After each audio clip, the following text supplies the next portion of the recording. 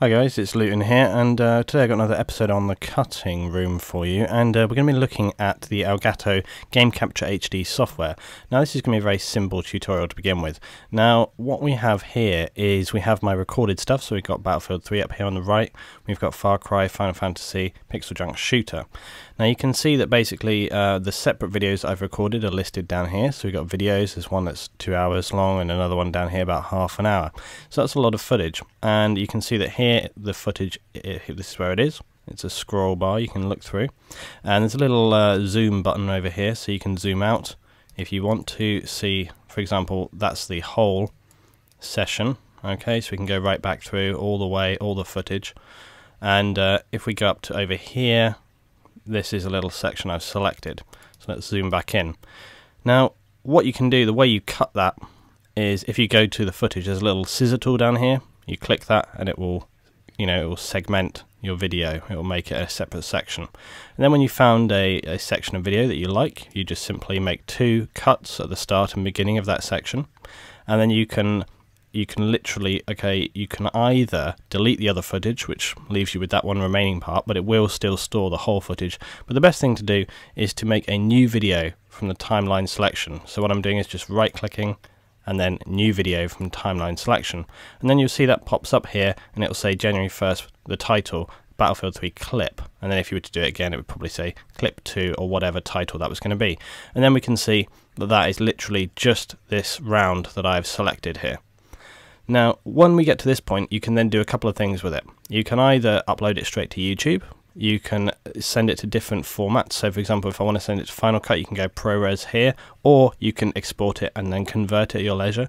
You can send it straight to iMovie, or in the case that I generally will do, I'll send it to my selected PVR or whatever, not PVR, hard drive, send it to my hard drive, and then after that I can take it to whatever. So it's going to export at the native format, which is going to be obviously H.264, which is a good general format, but it's good for some programs to edit with, not with others, but it's not a native editing format, so you want to generally convert it to something that's going to be usable for. So that's what we'll do. So I would literally click HD PVR, and then you can see that it's, say, processing one video, and then that will start to process, and that's as simple as that. And then once that's exported, you would just go to your file, and you'll find your file there, and you can do anything else you want to. So it's very simple. That's how you can do editing with Game Capture HD. It's how you can find it, and you can see that continues processing, and then whilst that's doing that, I can start looking for the next clip that I want to find. And then once that's finished, bear in mind that we still have the original footage here, so you can then go to this clip and you can delete that clip, and then you can obviously then go back. Once you've got everything you want to out of the original footage, you can delete that as well.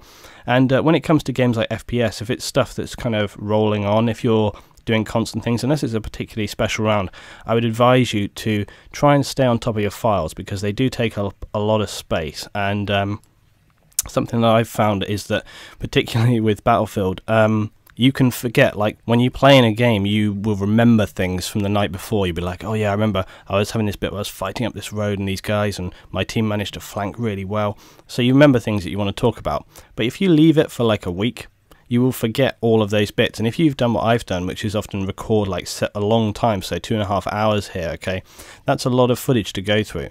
And if you leave it too long, you will forget the special moments in those videos that you want to talk about. So the best thing to do is to try and stay on top of your footage, and you can see, look, that's processed right there. That was a whole round, so that's probably 10 minutes. That's exported very quickly, but that's because it's the native H.264. If you were going to go to ProRes, or just to ProRes anyway, it's going to have to process it at the same time. It's going to have to convert it, so it's going to take a little bit longer to do that.